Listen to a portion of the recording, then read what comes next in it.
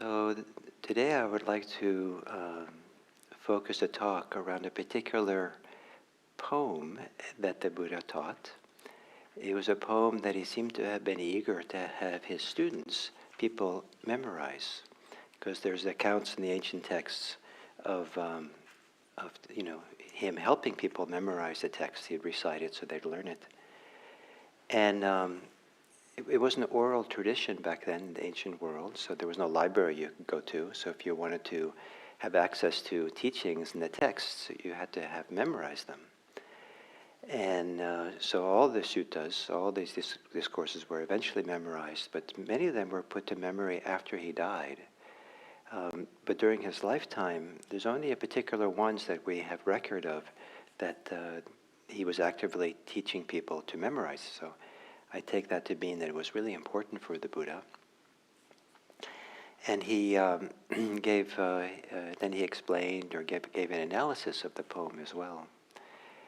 And whether the poem is a poem or whether it's a song is a little bit of a, interpretive exercise. There was a time when some of the early Western scholars, especially from Sri Lanka, who spoke English, would call these kinds of poems ballads. And sometimes the way they're chanted can sound very much like something that we maybe associate more with a song or a ballad or something. And that helps the memorization of it. And so this one is called, it has an interesting title. I call it An Auspicious Day. And the word for auspicious, bada, means something like something that is fortunate, something that's wondrous, a blessing, auspicious. But the word rata, R-A-T-T-A, can mean night. But it seems in the ancient world, it also meant a day, just like in English. Daytime, the word day means both daytime and the whole 24 hours. But so they would count the days by how many nights it's been. And so if you said, an auspicious night, people understood that in the context it would be a day. So I translate it as an auspicious day. But it's interesting because the word rata is a particular grammatical formulation of the word raga, which can mean kind of a passionate attachment. And so one translation that Bhikkhu Bodhi had in his early translation was an auspicious attachment. And so it's a kind of wordplay going on here. So is it okay to be attached? Well, if you're attached to this, maybe it isn't too bad. Maybe it helps you to be, if you're attached to healthy things, then as long as it's helping you, it's okay to be attached. But when you realize it's hindering you, that's when we let go of it. And this is a very nice way of understanding attachments. There's a tendency in Buddhism to kind of like, it's all or nothing. Like if you're attached, let go. You're not supposed to be that way. But rather than that, recognize, well, there's often a reason to be attached. There's a reason why people are attached. It's a strategy for something. And maybe sometimes it's not a bad strategy. And so, for example, being attached to your health might be good until the point, especially if you're sick. But then if you're really healthy, if you're excessively attached to the health, at some point you might find that it's actually making you unhealthy because you're kind of so much preoccupied and worried and stressing about it. So an auspicious attachment, if you're going to have an attachment in the Dharma, the one I'm going to read, this would be good, as long as it's good, and then you let go.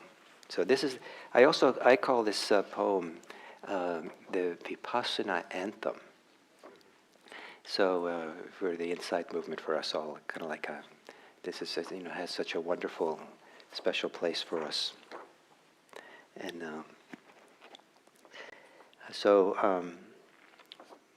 there's 4 verses, four stanzas.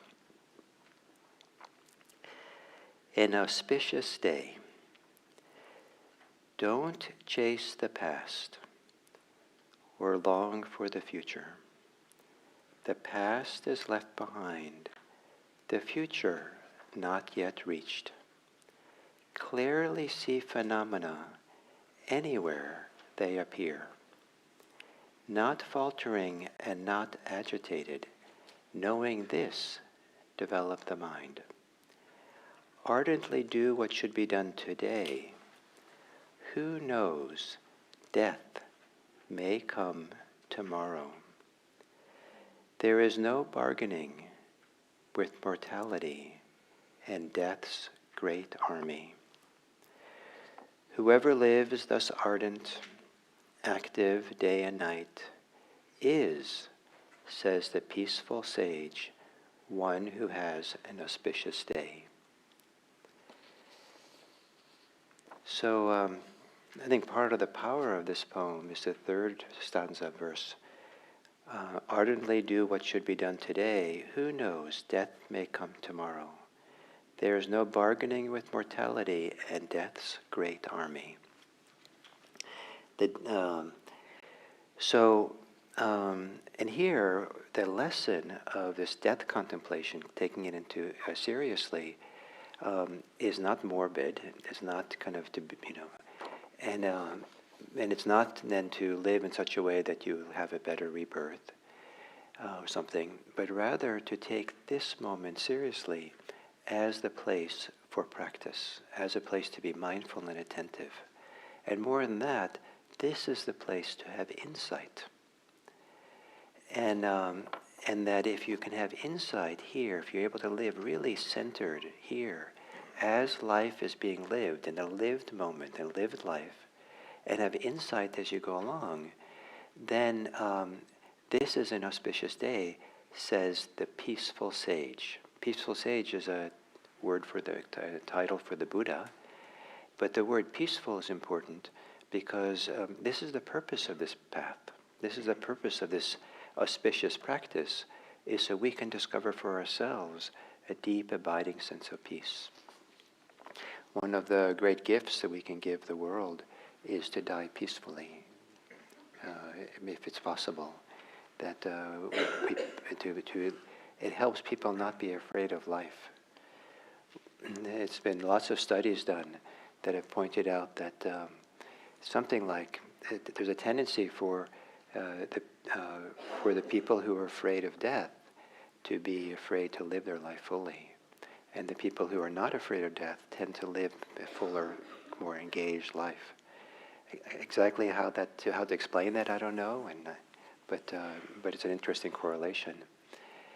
And so it starts with this kind of instructions of don't chase the past or long for the future.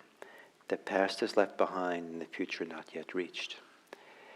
One of the lessons that I learned slowly over the years was when I thought about the future, imagined the future, planned around the future, had wishes and fears about the future. I had plenty of it for all kinds of situations. And it turned out I had an amazingly poor prediction rate. That I would predict, based on some idea of what was going to happen in the future. And so many times it didn't work out that way. It happened differently than I was planned or how I thought or was afraid. And so it slowly dawned on me that I had very bad record. And even then, it took a long time for that to sink in deeply. And eventually, I realized, I don't know the future. And so I'm not going to be so attached to it or so caught in my prediction. I might take it into account and, do some modicum of at least bring an umbrella or something, but in case. But it kind of loosened up my way as I was attached to the future, caught up in the future, concerned about the future. And I discovered, as I learned to let go of that pre-concern, that preoccupation with my future, and I would show up. I discovered that generally, once I'm there in the moment, I generally know how to find my way with it. And that helped me relax even more. And the result of that relaxation was a greater appreciation and willingness just to be with what's going on, be present. So the future is not yet reached, the past is left behind. And, I've held on to the past, not want to let go, and not want, I hold on to the memories, hold on to the people, hold on to who I was back then. And sometimes it's held me back. Sometimes my self-image of myself was based on who I was in the past, and I'm still trying to prove that or be that, and it's kind of interfered with my ability to be present here in a full way. Don't chase the past or long for the future. So when the Buddha, after he gave this poem in one of the suttas where it appears in, he then gives an explanation of what it means. And I want to explain that to you if I can, but I would like to do it first with an analogy. Many years ago, I read of a study where some psychologists took an actor and to give a talk at some significant conference.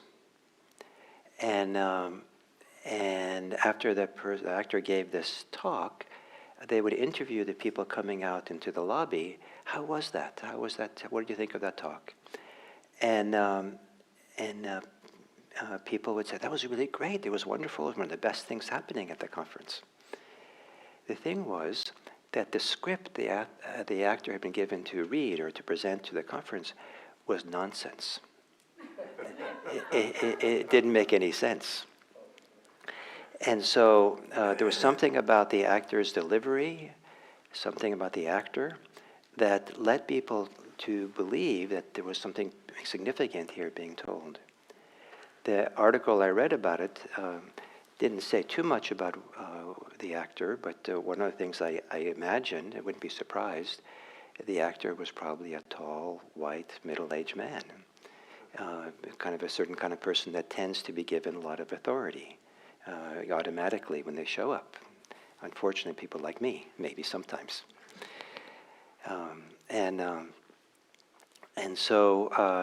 And perhaps the person had a great melodious voice. It was really enjoyable to listen to them and could speak with great confidence as an actor, right? Like they really knew what they were talking about. And I imagine I can imagine, for example, that maybe they dropped certain words got repeated. Maybe the word peace got repeated. And but the sentence didn't make any sense, but people hear the word peace. And so they were reminded, oh, peace. Oh, yeah, peace. Oh, yeah, peace. And they'd be reminded, and then when they left, they thought that's what they were left with. Oh, this guy talked about peace. I'm so glad people did it. There's so much conflict. So in this scenario, some of the audience, are making certain things up. First, they're making things up based on appearance. Appearance of who the person is, based on their voice, their sound. And that's just what's being approached, and they're making something up. Maybe the researchers wanted people to make it up. I don't know, but still, the audience was actively involved by their own background and predispositions, making up some idea of who this person was. This is an authoritative person speaking authoritatively. They were also making up that it was pleasant, enjoyable, maybe because of the style delivery, maybe the person was animated in a wonderful way, maybe the voice was really pleasant to listen to. And so they were making up this idea, this is a really pleasant event to be here. I really enjoy being here. Was the enjoyment really there, or how much were we responsible for the creation of it? They had concepts. They made up concepts. Oh, this person knows what he's talking about. This is a great talk. And they were making up these concepts that they were then living in. They also were making up all kinds of reactions and inner things in their mind. They were constructing universes of, I'm so wonderful. I came on time to the conference. I paid my lots of money for it. And this is a great thing. I can't wait until I go. I don't know what. We're making up a whole story and a little universe of what it means to be there and how wonderful it is. And then probably the knowing of it, the knowing all this also felt really good. Wow, I'm in the know now. My first Zen teacher had this way of talking about where Zen fit into world of current events. And he was, friends with the governor and different people in Washington and famous people. And so we were given this feeling as he spoke that our practicing Zen was on the forefront of our culture. And it was so good to know this, to be part of this. So that was it was rather unfortunate. It was actually not so helpful for our Zen students to be caught in the grip of this kind of thing that's being created. So these people, the audience, was creating something. So I hope you appreciate that. And so our minds are creative. Our minds have an amazing capacity to make things up. And in fact, it needs to. It's doing it all the time. And generally, its predictive ability to create images and ideas is relatively good. Otherwise, you wouldn't have made it here today. You do just enough to find here. But sometimes how we create things gets in the way and causes us problems. So then this is how the Buddha, the Buddha didn't know the study, but what he said in explaining this, that chasing the past, what that means is, some translators reviving the past. What it means is that the idea of making up ideas of who we were in the past, making up the appearances that we had, making up, I've seen, as I've reviewed my life in my old age now, I now will make up new ideas of what I was like in the past. Sometimes I tell myself, well, now I know better. Now I recognize who I was a long time ago. But do I really? It's kind of still kind of an appearance, making up an appearance somehow. And then making up sensations. Things in the past that were unpleasant at the time. Now I'm look back. I'm grateful for, and I see them as pleasant event. Or opposite happens. Something that was pleasant now is seen as unpleasant. So this idea of, we are constructing the past. The concepts we have about the past changes, and we make up new ideas, new concepts of it.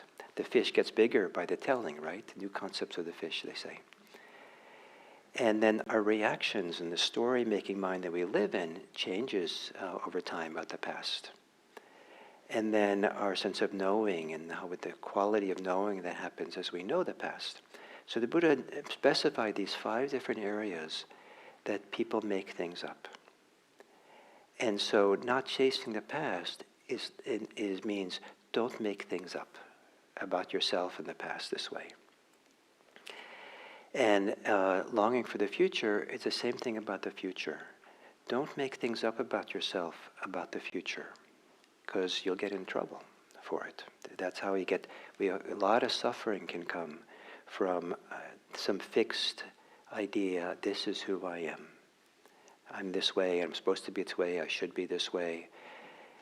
This is happening to me, I'm a victim to all this, or I'm asserting myself, I'm supposed to have, I deserve things, or there's a complicated world of self that we create that part of the function of mindfulness is to take a good look at and see, to discover, to really understand how it's working. And then here in the text it goes on and says, clearly see phenomena anywhere they appear. So what this means is to stay in the present moment enough that you see what's happening as it's occurring. The constant flow and change. Oftentimes we live retrospectively, or in the present moment, like something happens and then we spend a little while thinking about it. There's not a few times that I've noticed that someone is talking, and I'm beginning to thinking about something, and I realize, oh, I didn't hear what they were saying for a while. And it happens the most for me occasionally, I hope, when I'm on Zoom, especially with a group of people. Somehow I think about something, I've gotten distracted, or something's happened, and I'm in my world of thinking. And and so I'm not there as it's occurring. Maybe someone said something, and now I find myself reflecting on it, and now I'm lingering in the past. But this ability to really stay here in the present moment is where we see insight. That's the kind of the key thing about this vipassana practice we do, is to not just see what's happening, not just see what's here, but to see it as it's happening.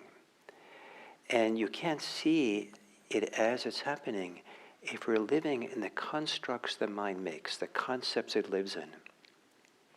If you see a river going by, and you just think that's a river, and you live in the concept of the river, you might not notice what the river is constantly flowing. You can kind of get into your head, oh, that's a river, maybe I should go swimming in it, I didn't bring a bathing suit, I don't have a bathing suit, where am I going to get a bathing suit? It'd be great to go in the river. Yeah, I bet it's nice and comfortable, I love swimming, I'm such a great swimmer. And we're living in a world that we're making up, in a sense, of thought. And we've lost touch with the actual experience of the river.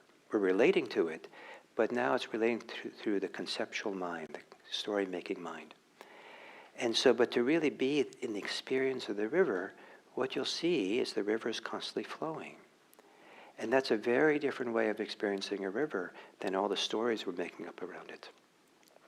And we're doing vipassana, that's where we kind of want to try to rest in, especially in meditation, is in the as things occur, as things are happening. This is where we have insight. So then the Buddha goes on and he says in the poem, not faltering and not agitated, knowing this, develop the mind. So this is not just simply to be in the present moment for the present moment's sake, but we're actually learning to develop ourselves to become a stronger mind, clear mind, more centered mind, more receptive mind. There's all kinds of ways the mind gets developed. And as it does so, the qualitative way in which we can live our life now, be attentive and be present, changes. So that as the quality of the mind increases, then we're able to move closer and closer to a time when we know what to let go of, so we can be at peace in this world, in the moment as it's occurring. Even if it's our last day, last minutes of life, we know how to be peaceful. We know this is what's possible. And so the Buddha, in his explanation of this text, then, he explains what he means by not faltering. And and to not falter is as things are occurring in the present moment. We don't make a self in relationship to it. So as, for example, things appear, or our appearances are there, say sensations are there, or thoughts are there. I saw that in my mind as I was meditating today. I sat down to meditate, and I could see for a while, in the first, few minutes, I could see that I was teetering back and forth between being my thoughts and knowing that I was thinking. And I could easily slip back into just being my thoughts. So in a sense, I am my thinking, because that's where kind of I was living. And then as I was settling, I could see I could know that my mind was thinking. I was thinking. I was like the image I had was I was kind of looking up into my mind and say, oh, the mind is thinking a lot. And that was a much better place to be. It was kind of interesting. Oh, my mind is thinking, look at that. It's like this, the radio's on. As opposed to getting swept into the radio and kind of believing I'm the, I don't know what. I'm the thoughts. And so you can believe for your thinking, I am my thoughts. You can believe the thoughts are part of me. Thoughts are in me. the the thought, there's all these senses of self we create in relationship to our thoughts, to our feelings, to our perceptions, to our thought ideas, to our being conscious. And again, it's a made-up mind. It's a constructive, creative mind. And for the Buddha, this idea that we create a self, an identity around it, is different than having an identity. So, some of us have identities which are obvious to some of us, at least to ourselves, and that we kind of need to have it. We could find certain parts of the world we need to kind of behave accordingly, according to our identity. Some are role identities, some are gender identities. It used to be they had male and female bathrooms. And once upon a time, by mistake, I went into the women's bathroom. This was not a good thing. And no one saw me, but I realized when I walked out that, I could have gotten in big trouble for this. So you're supposed to kind of behave, know certain things about the identity. But so some of it we're born with in all kinds of ways, but some of it is made up. So if I'm, an identity I kind of have, especially sitting here giving a Dharma talk, is I'm a Buddhist teacher. So it's okay. I think you're kind of going along with it, so it's okay for now. It has a purpose, but when I go home, my wife and my kids, guess what identity is no longer relevant? Once upon 25 years ago, when I started to teach, I came home to my wife, we were talking, and she stopped me and said, "Gil, you're using that voice." I was using the teacher voice for her. That's not the place to be a teacher, right? So sometimes we get in trouble. We have these identities, but we use them inappropriately. We hold on to them. We get attached to them. Some identities are value judgments. I'm a lousy person. I'm a bad person. I'm a good person. I'm the best person. I'm this kind of person, And so we live in these values of ourselves. And some people, it's tremendously heavy the weight they carry, the negative identities they're holding for themselves. For me, some of you heard this before. When I was in my 20s, I thought that the Gil was short for guilt. Because I didn't have to do anything to be guilty. I just was. And if I did something, then I was guilty. But I didn't, I remember seeing it really clearly. This is where it was by doing meditation practice that I saw it so clearly. Because I was walking across the meditation hall floor when people are meditating. And just walking across the floor, I was guilty. What am I guilty for? I'm just walking, But it was such a strong tendency of mine. So the identity of being the guilty one was strong for me. So I'd taken on that burden, that kind of identity. So for the Buddha, not faltering is not to take on, make up, and live in these made-up identities and be attached to them.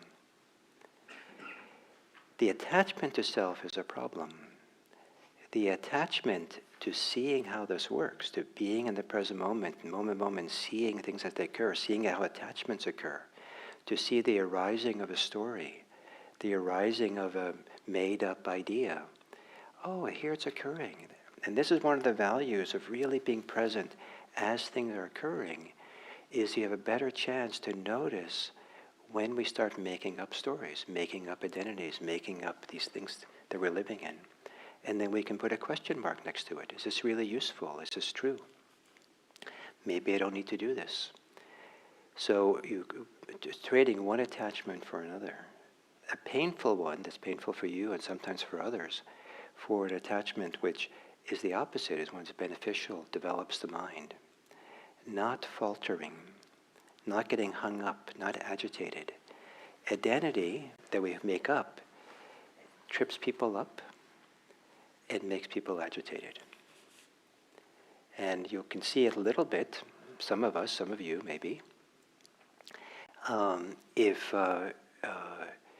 people either praise you or condemn you. I bet you either falter or get agitated. If you get praise, the agitation is kind of a good agitation. It feels good. Wow. I mean, if they criticize you, it's like a bad agitation, or you're faltering, oh, now that I have this, now that I'm so great, I have to keep it up. And then we're tripped up, we tripped up or something. So this power of this mindfulness practice is that of cutting through the ways we get caught in identity and concepts in this made-up world that's actually a much bigger part of our life than most people realize. And so to develop the mind is to have this clear capacity for insight, this clear ability to name and see through it. And for what purpose? So we can relax. Relax deeply, deep enough to experience a deep, abiding sense of peace. Ardently do what should be done today. Who knows, death may come tomorrow. There's no bargaining with mortality and death's great army. Since there's no bargaining, no escaping death, for the Buddhist point of view, this is what's worth doing. This moment, this minute, this time, this day is when we have our lived life. Live it fully, but not greedily, like live it fully to have, by going to Disneyland or something. Live it fully by waking up, being really present for the lived moment. The lived moment is more exciting than Disneyland. Whoever lives thus ardent, active day and night, is, says the peaceful sage, one who has an auspicious day. So, this is the Vipassana anthem. We know that the Buddha encouraged people to memorize it. Maybe you'll memorize it.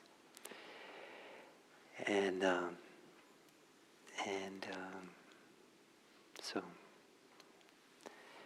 those are my thoughts for today. So do you have any comments you'd like to make or any questions about this?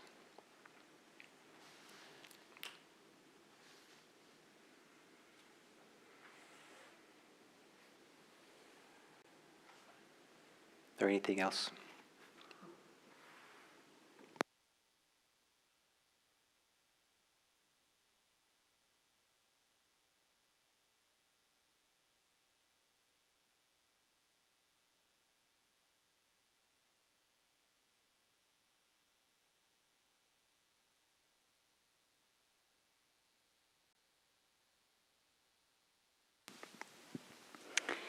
Good morning.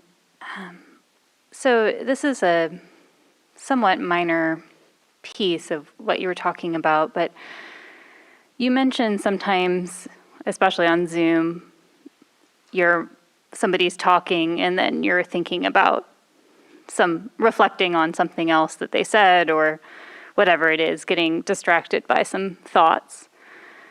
And I just wonder, in those situations, like sometimes is it skillful to just try to slow the conversation down too? Because I notice sometimes for me it's hard because maybe that reflection needed some time maybe it was an important reflection and then the conversation is just moving on and yeah, does that make sense? It makes a lot of sense, and for you to be tracking yourself well enough to know what you need in order to participate in that conversation is a really important skill to have. And whether it's appropriate to ask for things to slow down or not for you, it depends whether it's one-on-one and you're talking about something really important interpersonally. That's completely good. Or I've been involved in conversations where someone is moving on very quickly, and I said, we have to make an important decision or something, and I've explicitly asked sometimes, can we slow down? I need to track this much better, and can we go over this again or something? Can you repeat this, what you said? So I think that's a really useful skill, when to do it and when to not do it. If it's that big conference with 1,000 people there, And to ask the person who's presenting, say it's not nonsense, it's really good, to ask them to slow down for your sake, and you're one out of 1,000 people, might be a disservice to everyone else, makes the whole thing more difficult for everyone else. So you have to kind of, understand the context, situation, but I love it that you're asking this, and there are times when that's really healthy. That good? Good. And then hopefully the people you're with appreciate that, because that's part of the context. You say, can we slow down? And that person doesn't have the ability for that, or doesn't somehow, or it takes it too personally, like they've done something wrong, and it just makes the whole situation more difficult than it had to be. So it's understanding context is such an important part of living a wise life. Yeah, I think maybe one more piece that I'm reflecting on is maybe sometimes I need to take care of it in some way, like write down a quick note or something about an insight that I had so that I can not keep churning on it and then be able to return to what's happening now because it's not the appropriate time. Yeah. Yeah, some things, I've done a few things to help me be present. Sometimes I have taken notes as I listen, if there's a long presentation. Because taking notes, I don't really need to take notes, but by taking notes, I stay present more actively, and I'm not less likely to wander off. And the other thing I do is I make sure I sit straight on Zoom, because if I kind of relax and sit back, my mind's more likely not to be present fully for the experience, to track it.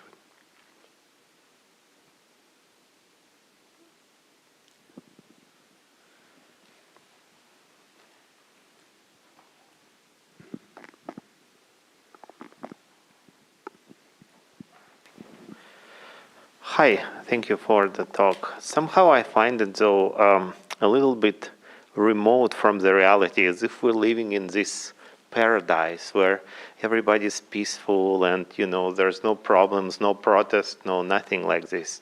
So it feels a little bit theoretical, perhaps, and makes me wonder, like, have you ever participated in any sort of protest? In what? Protest. Like protesting against something. Yeah. And how would that go? And I guess I would like to hear some sort of like example of how to do more of a peaceful protest, perhaps. Like, the world is full of problems, and we do not live in the, paradise, so to speak. Yeah. Do you understand what I'm saying? Yeah, very much so. But I think that what it's inspired to do is to kind of put it back on you, that you're not. If you think we live in paradise here in Silicon Valley, you're not looking. That's not what I'm saying. I'm saying the opposite, actually. Listening to this poem, it's great. It feels to me that it would be great to follow this poem if we were living in paradise. But unfortunately, we're not living in paradise. And thus, this prioritizing this peaceful being and stuff like that, that just seems to be like some sort of fairy tale, I guess. I see. Do you see what I'm saying? I understand what you're saying, but I don't see the logic of it. Because in my logic, that if you can do this, if you can really be present enough to watch how you construct your reality, your life, then you can be peaceful in the middle of conflict. You're much better positioned to be able to do things wisely when things are really difficult and challenging. It's the people who don't know themselves well and can't track their reactions, their responses internally, who, when there's conflict and difficulty, even if they go to a protest, they're peaceful for a while, but then someone kind of yells, you're crazy, protesting, and before they know it, they're punching the person out. They're suddenly reactive. So I think that this here is a recipe for responsible engagement in the world and the challenges. And I'm staking my life not on making people kind of, some kind of retired enlightenment that they just sit and stay home and do Wordle.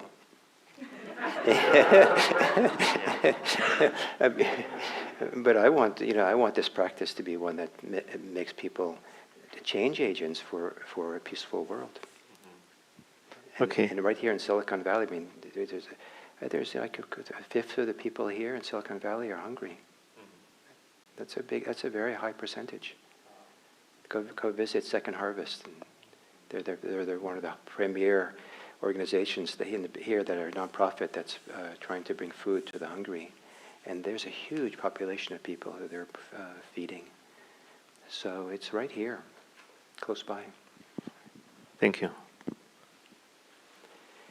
Do you have time for one more thought? Yeah. I get what you were saying. I thought that was an astute observation about the practicality of this very wise poem. And it just dawned on me, there's a real world example that's been unfolding globally, right, for the past, 9 months. And I appreciate what you were saying, Gil, about us being creative beings. We are talking a recession into existence. Why? Right? Maybe we should be talking something else into existence. Mm-hmm. But it's becoming, well, I don't believe it, but others believe it's a self-fulfilling prophecy. A recession's coming, a recession's coming. Why don't we all collectively try to think of the opposite, or maybe think of nothing, and then see what happens? So I just found this to be a very timely poem that you've shared. Yeah, there's so many things that we actually think into existence. They're much more than people realize. That we live.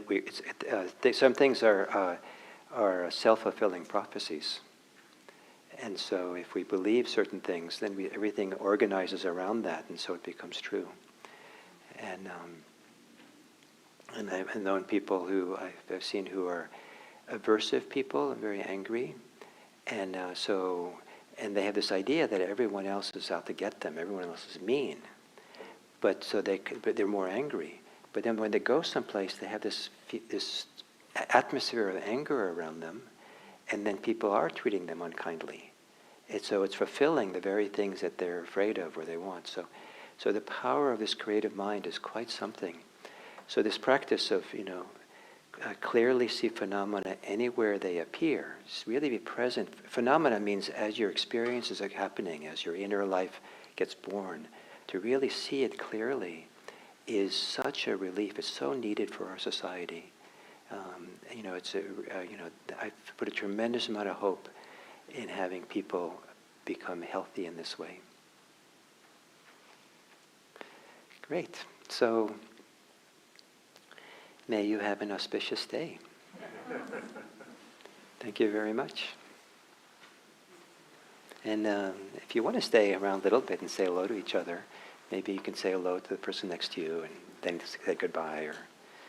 But it's nice to have a little bit of community.